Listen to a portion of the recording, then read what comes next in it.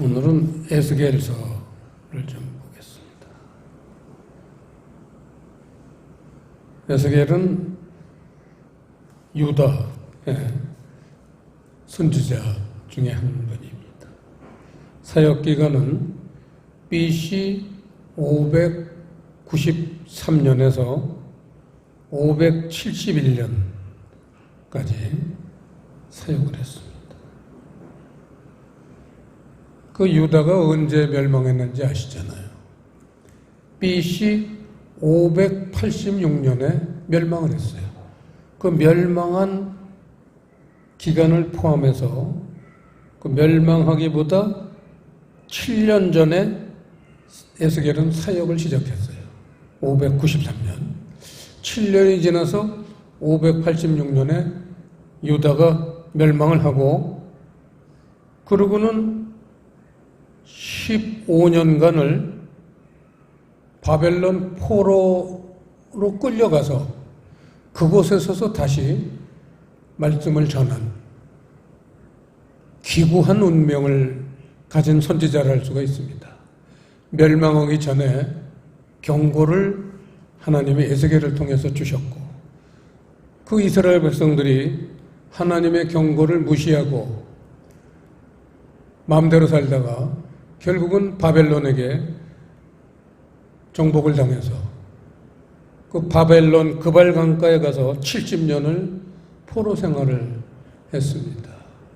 에스겔은 잘못이 없는 사람이지만 그 동시대의 백성이기 때문에 예외 없이 바벨론의 포로로 끌려가서 그 이스라엘 백성들하고 혹독한 포로 생활을 겪으면서 거기서도 16년 동안 그 이스라엘 백성들을 미워하지 않고 그렇게 멸망을 해서 자기도 피해를 보는 사람 중에 하나지만 그 사람들을 불쌍히 여기고 어떻게 보면 다시 하나님에게로 돌이킬 수 있나 눈물로 복음을 전하고 회개를 외친 그러한 선지자입니다. 그래서 이 에스겔서는 상징으로 주로 이루어져 있기 때문에 우리가 읽어도 무슨 뜻인지 알만한 내용이 거의 없습니다. 그래서 이 에스겔서는 기도 많이 하시고 성령님의 인도하심을 받을 때에 풀어가야 돼요. 그냥 지식적으로 풀려고 그러면 안 풀려요. 답답합니다. 오늘 에스겔서 중에서도 그 하나님의 경고의 내용이 무엇이냐, 또 하나님은 경고만 하고 멸망만 시키느냐, 그런 하나님이면 지구상에 남아있을 사람이 없죠. 그 큰 잘못을 저지른 이스라엘 백성들, 유다 백성들 70년 후에는 하나님이 다시 불러주시거든요. 회복시켜 주시는 거예요. 이게 하나님의 사랑입니다. 그래서 이제 에스겔서 8장에서는 경고의 내용들, 그걸 이제 오늘 설교 제목에서는 이스라엘의 저주와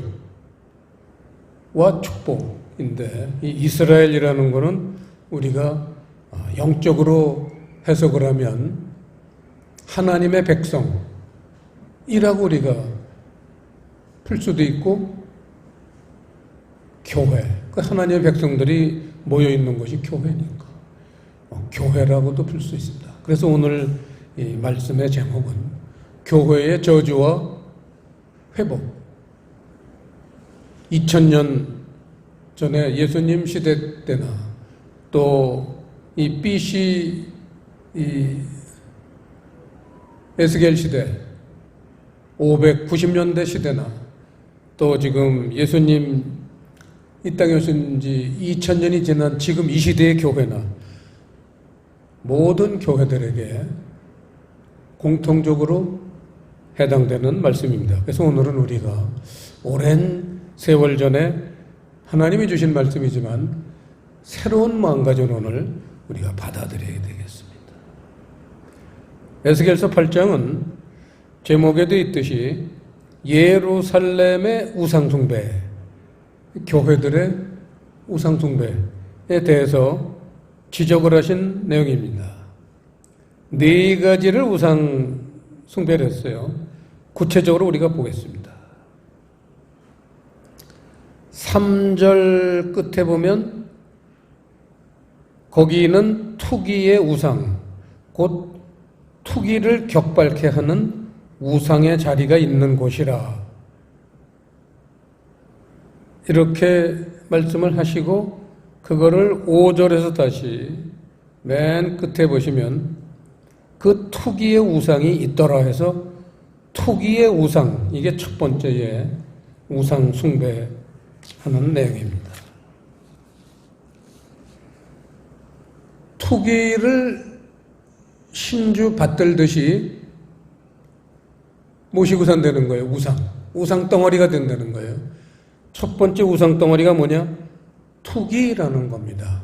그래서 투기라는 말씀을 영적으로 우리가 이걸 풀지 않으면 그냥 세상에서 말하는 이 투기라는 단어는요, 라는 단어인데 이게 명사입니다. 그런데 그 명사의 어원은 동사에서 왔어요. 그래서 동사를 보면요, 몇 가지, 네 가지 뜻이 있는데 5가지가 있습니다. 킨아라는 단어에 동사의 뜻을 불러드리겠습니다.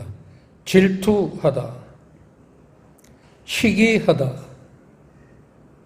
의심하다, 분을 품다, 그리고는요, 놀라운 단어의 뜻이 이 성경 사전에 있습니다.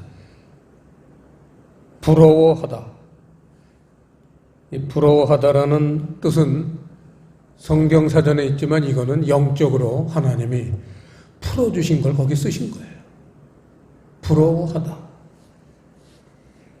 그러니까 투기나 질투나 시기나 뭐 분을 품고 의심하는 게 전부 그 마음의 영적인 근원이 왜 언제 일어나느냐? 뭔가 부러워하는 게 있을 때 일어난다는 거예요. 부러워할 때 질투도 하고 시기도 하고 그런다. 이 부러워하다라는 거를 좀 더 구체적으로 또 우리가 풀면요, 부러워하는 게 뭐냐? 그 심적 상태를 보면 허한 거예요. 허하다. 아주 마구마구 색연필로 썼어요. 허하다. 속이 비어있다. 이 허하다, 속이 비어있다는 세계 어디 주석에도 없는 단어입니다. 이거는 푸른 교회의 영적 주석입니다. 허하다, 속이 비어있다. 사람이 속이 비어있을 때 별의별 생각이 나고 별의별 짓 다 합니다. 그래서 허한 게 좋은 게 아니에요.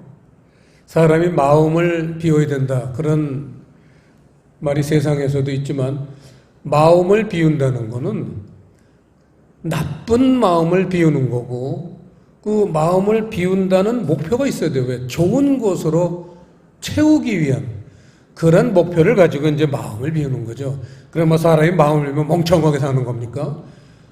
텅 빈 마음으로 바보같이 사는 겁니까? 마음을 비워야 된다. 이거는 굉장히 우리 신앙생활에서도 첫 번째 단계, 십자가가 바로 마음을 비우는 거 아닙니까? 십자가의 필요성을 지금 얘기하고 있습니다. 허하다, 속이 비어있다. 자, 그 다음에 두 번째 우상 숭배가 뭐냐? 10절에 보시면 각양 곤충과 가증한 짐승과 이스라엘 족속의 모든 우상을 그 사면벽에 그렸다, 사모한다는 거예요. 그래서 이걸 많이 우리가 달아봤던 단어들이지만 다시 한번 또 기억을 되살리는 의미에서 짚어본다면, 곤충이라는 거는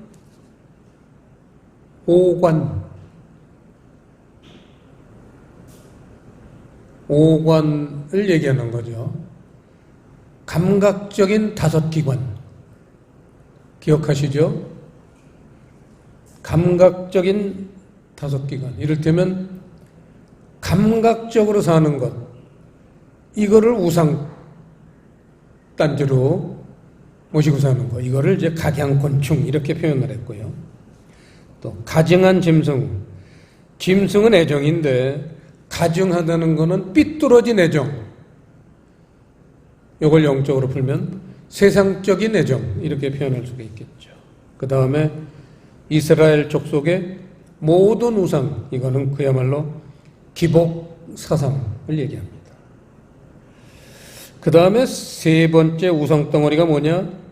14절에 나오지만 담무스를 위하여 애곡한다, 이런 게 우상 덩어리인데 이건 좀 어려운 내용입니다. 성경만 보고는 쉽게 연결하기가 쉽지 않습니다. 담무스라는 게 뭔지를, 이거는 그런 신앙 서적들을 살펴보면 나옵니다. 담무스, 타무스라는 건데 이제 담무스라고 우리가 이렇게 번역은 했지만 바벨론 사람들이 섬기는 신 이름이에요. 담무스, 바벨론 신이에요. 그게 뭘 위해서 이렇게 담무스 신의 제목이 뭐냐? 풍요예요, 풍요.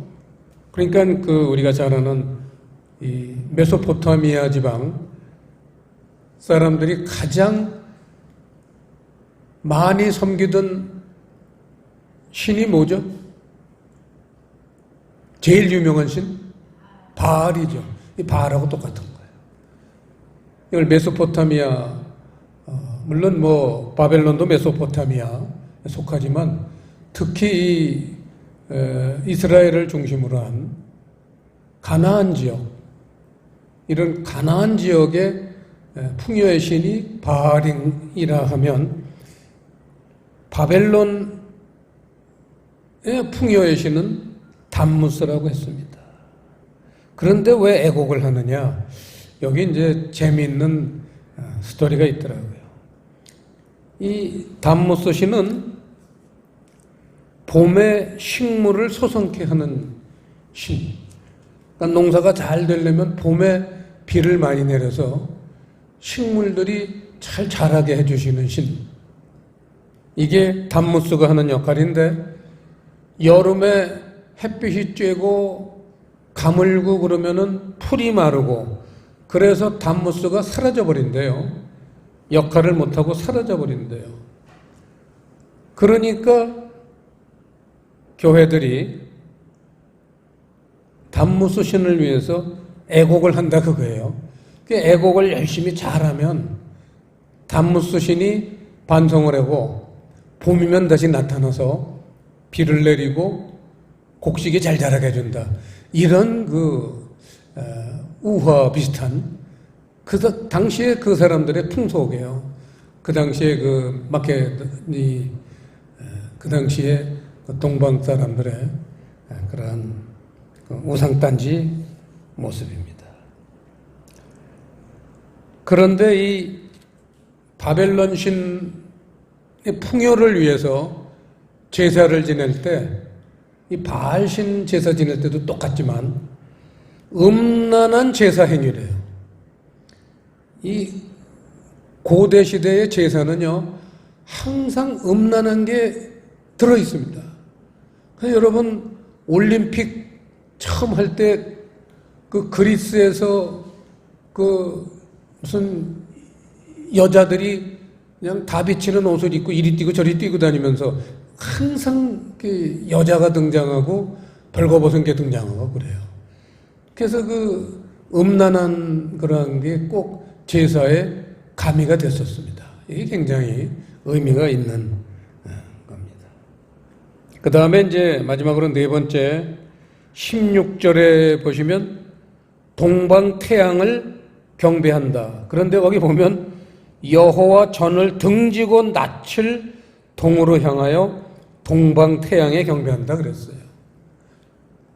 빛은 하나님으로부터 오는데 하나님을 등지고 앉아서 태양을 숭배한다는 것은 벌써 여기서 하나님의 빛이 아니라는 것을 우리가 알 수 있고, 이 동방 태양 숭배 사상이라는 것은요, 이 태양신을 섬기는 그러한 사상은 고대에 끊임없이, 여러분 잘 아시죠? 이 불을, 조로아스터교라든지 태양이나 불, 이런 뜨거운 거를 숭배하는 그런 사상은 고대 사상에 아주 깊이 숨겨져 있는, 깊이 숨어져 있는 그런 사상입니다. 그걸 자연 숭배 사상이다, 그렇게 우리가 표현할 수 있는데, 고대 바벨론과 애굽에서 이 동방 태양 숭배 사상이 강했다고 그래요. 이걸 이제 의미를 풀어보면요, 태양상이라는 그 단어의 히브리어는 함만님이라는 단어인데, 오늘 히브리어가 너무 많아서 제가 쓰진 않았어요. 함만님이라는 단어의 뜻이 뭐냐 하면 따뜻하게 하다. 이 굉장히 의미가 깊습니다. 동방태양, 태양을 섬기는 것은 따뜻하게 해준다는 거예요. 사람들의 생활을, 사람들의 마음을 따뜻하게 해주셨으면 하는 그러한 바람에서 태양신을 섬기는데, 그게 하나님하고는 관계없는 따뜻한 마음이니까 뭔지 여러분 아시겠잖아요. 그래서 이제 그런 네 가지 교회에서 우상 숭배를 하니까 그 결과가 18절에 하나님이 분노로 복수를 하실 거라고 말씀하시고 긍휼을 베풀지 않으시겠다. 엄청난 말씀을, 경고의 말씀을 주십니다. 그러면서 에스겔서 9장은 예루살렘을 향한 분노, 즉 교회에 향한 분노를 말씀하시고, 10장에서는 여호와의 영광이 성전을 떠나시는 그런 내용입니다. 그러면서 에스겔서 11장에는 그래서 교회가 심판을 받습니다. 그래서 바벨론 포로가 되지만 그것으로 끝이 나는 게 아니라 에스겔서 11장 14절부터 21절까지는 이스라엘의 회복, 교회의 회복에 대한 말씀입니다. 그래서 아까 경고의 말씀하고 이 회복의 말씀하고 동시에 우리가 봐야지만 되겠죠. 그래서 이제 교회의 회복에 대해서 17절을 보시면요, 맨 끝에 문장 보면 이스라엘 땅으로 너희에게 주리라. 다시 교회를 회복해 주신다는 약속이십니다. 그러면서 18절에 보시면요, 그들이 그리로 가서 다시 교회의 회복을 주시면 그 교회로 돌아와서 그 가운데 모든 미운 물건과 가증한 것을 제하여 버려라. 아까 에스겔서 8장에서 말씀하신 네 가지 우상단지, 이거를 없애라는 거예요. 아주 중요합니다. 우리가 교회를 회복할 때는요, 내가 오늘 이 말씀을 가만히 보면 아까 에스겔서 8장에서도 나오지만 에스겔서 8장으로 잠깐 더 보세요. 시작이 어떻게 되느냐? 1절 보세요. 8장 1절 보시면요, 제6년 6월 5일에 나는 집에 앉았고 유다 장로들은 내 앞에 앉았는데 주 여호와의 권능이 거기서 내게 임하기로 내가 보니 불같은 형상이 있어 그 허리 이하 모양은 불같고 허리 이상은 광채가 나서 단쇠 같은데.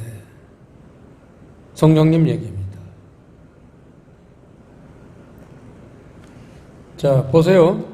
성령님이 교회에 임하시면요, 나는 지금 집에 앉아 있어요, 에스겔은. 그런데 장로들이 내 앞에 앉아 있어요. 교회 장로들이 내 앞에 앉아 있는데 지금 성령님이 그 장로들이라든지 교회들의 그 속한 사람들의 마음을 뚫어서 보여주시는 거예요. 하나님이 오시면요, 성령님이 오시면 마음을 꿰뚫어 보십니다. 뭐든지 숨기고 사는 사람들, 교회를 다니면서도 열심히 신앙생활 한다고 하지만 그 마음에 뭐를 좋아하는지, 뭐를 우상던지처럼 받들고 사는지, 어떤 상태인지 그대로 성령님이 이 선지자에게 지금 보여주신 얘기예요. 그래서 우리 신앙생활을 하면요, 성령님이 이렇게 열어주시는 사람에게는요, 사람들의 마음이 보여요. 그러면 제일 먼저 자기 마음이 보이겠죠. 우리가 신앙생활 할 때는요, 굉장히 중요한 부분입니다. 마음속을 들여다볼 때는 능력이 있어야 돼요. 그러지만 자기 마음을 제대로 파악해야지만 뜯어 고칠 거, 없애야 될 거, 이런 걸 우리가 생각할 수 있게 하고, 그래서 변화가 올 수 있습니다. 자, 19절 말씀, 11장의 19절 말씀 보시면요, 시작. 내가 그들에게 일치한 마음을 주고 그 속에 새 신을 주며 그 몸에서 굳은 마음을 제하고 부드러운 마음을 주어서, 이게 이제 하나님이 회복시키시는 방법과 순서입니다. 거기에 제일 먼저 일치한 마음을 주신다 그랬는데, 그 일치한이라는 단어는요, 에하드라는 단어인데, 영어 성경은 번역을 너무나 잘했더라고요. one, 하나, 마음이 하나가 되는 거예요, 하나님하고. 그걸 일치한이라고 번역을 했는데, 그 번역도 괜찮습니다. 하나가 되게 하는 마음을 주시고 그 속에 새 신을 주며 성령님을 임하게 하신다는 거예요. 마음에 성령님이 임하게 하신다는 거예요. 그래서 그 몸에서 굳은 마음을 제하고 부드러운 마음을 주신다. 이 부분은 참 우리가 신앙생활하면 평생을 묵상해야 될 단어입니다. 굳은 마음은 없어야 되고 부드러운 마음은 내 마음에 있어야 된다. 아주 중요한 단어인데, 굳은이라는 단어가 돌이라는 단어입니다. 돌. 그래서 이거는 율법적 성경관을 얘기합니다. 굳은 마음을 제하고. 율법적인 성경관을 가지면 사람이 마음이 굳어져요. 근데 그래서 부드러운 마음, 이게 하나님이 우리에게 궁극적으로 원하시는 마음의 상태. 사람이 좀 부드러워야 되잖아요. 그러니까 우리가 보면 사람의 딱딱한 사람들이 있죠. 그런 사람들은 다시는 만나고 싶지가 않잖아요. 부드러운 사람들은요, 내가 어려운 일을 당할 때 찾아가고 싶어요. 그래서 내 어려움을 이렇게 털어놓고 싶고 함께 손잡고 울고 싶고 그렇잖아요. 우리는 그런 부분이 참 약한 민족입니다. 미국 사람들 보세요. 미국 사람들은요, 주일날도 이렇게 예배를 드리고는 그 마음의 어떤 생활 속에서 얻은 상처나 그 풀을 수 없는 그 어려운 것들, 그 자기가 이렇게 부드럽게 여기는 사람들을 찾아가서요, 나 그냥 어렵다 그러면 등을 두들겨 껴안아주고 등을 두들겨주고 얘기를 들어주잖아요. 그게 부드러운 사람이에요. 부드러운 마음. 남자나 여자나 나이가 차면 결혼을 하게 되는데, 이게 세상에서는 미남 미녀, 잘생기고 뭐 돈도 좀 있고 능력도 있고 날 잘 먹여 살릴 것 같고 그런 사람들하고 결혼합니다. 그래서 그런 사람들하고 결혼해서 행복합니까? 어림없는 소리 하지 마세요. 행복의 최고의 요건은 부드러운 사람을 찾는 거예요. 나에게 부드럽게 대해주는 사람은요, 그 사람이 그렇게 잘생기지 못했어. 장동건처럼 잘생기지 못했더라도, 돈이 몇십억 몇백억이 없더라도 부드러운 사람은요, 평생 가까이 하고 싶고 애껴주고 싶습니다. 여러분, 배우자에게 사랑받고 싶습니까? 인정받고 싶습니다. 돈 많이 벌 생각보다도요, 일단 부드러운 사람이 되려니까요. 그러면 점수 따요. 아침에 계란 후라이 하나 나옵니다. 이 부드럽다는 단어요, 이 번역이 참 기막힌 번역이다. 제가 우리 120년 전에 우리 조상들이 정말 기막히게 번역을 하셨는데, 이 부드러운이라는 단어가요, 바사르라는 단어인데, 여러분, 우리 몸이 영, 혼, 육 세 가지로 구성되어 있잖아요. 영을 루아흐라고 그래요. 히브리어로 알잖아요. 루아흐. 그리고 혼은 네페시. 혼이라는 게 마음이에요. 그래서 루아흐, 네페시, 그 다음에 육체가 있잖아요. 우리 살. 그게 바사르. 바사르는 살, 육체, 육, 이런 뜻이에요. 그러니까 육의 마음을 주어서, 이거는요, 다른 말로 표현하면 짐승의 마음을 주어서 그런 거예요. 짐승. 돌아온 탕자 기억나시죠? 누가복음 15장. 돌아온 탕자. 하나님을 잘 믿다가 타락을 했어. 세상이 더 좋은 것 같아. 세상에 나가서 그냥 재산을 다 탕진하고 돌아왔어요. 그랬더니 동구방 멀리서부터는 걸음걸이가 늦어지죠. 근데 아버지는 하나님이에요. 아버지는 100m를 9초 6으로 뛰는 거예요. 그 집 나갔던 자식이 멀리서 보니까 누가 그 하인들이 와서 얘기해. 동구박 거기에 그 아드님이 돌아오시려고 그러는지 아주 어기적. 그러니까 아버지를 볼 때 얘가 발걸음 돌려서 딴 데로 튈까봐 그냥 빨려서 잡아야 되거든. 100m를 9초 5로 뛰는 거예요. 아버지는. 달려갔다 그러잖아요. 그 아들은 미안하고 그냥 죄송하고 발걸음이 띄어지겠어요. 부끄러워서 그 재산 다 날리고. 그 왔어요. 뭐를 아버지가 대접합니까? 살진 소를 대접하잖아요. 그게 짐승이에요. 애정. 애정이라는 게요, 하나님의 애정이에요. 그 근원이 하나님 마음에서 시작한 애정, 그거는 부드러운 마음입니다. 우리 그리스도인들이 하나님의 사랑을 닮아간다면 부드러운 마음을 가져야 돼요. 그 얼마나 그게 번역이 멋있습니까? 부드러운 마음. 부드러운 마음이다. 저는 이렇게 해석을 했어요. 육신에 하나님의 애정이 깃들어 있는, 그걸 이제 여기서 부드러운 마음이라는데, 우리 육신에 하나님의 애정, 하나님의 사랑이 깃들어져 있는 그러한 마음의 상태, 그걸 이제 부드러운 마음, 이렇게 표현을 했습니다. 한마디로 따뜻한 마음이에요. 아까 우상 숭배로 오는 사람들도 궁극적인 목적이 따뜻한 마음을 갖기 위해서 태양을 숭배하고 그러잖아요. 따뜻한 마음. 우리 그리스도인들도 궁극적으로는 하나님의 그 따뜻한 마음, 그거를 배우고 그거를 담고 그거를 하나님으로부터 받아야 돼요.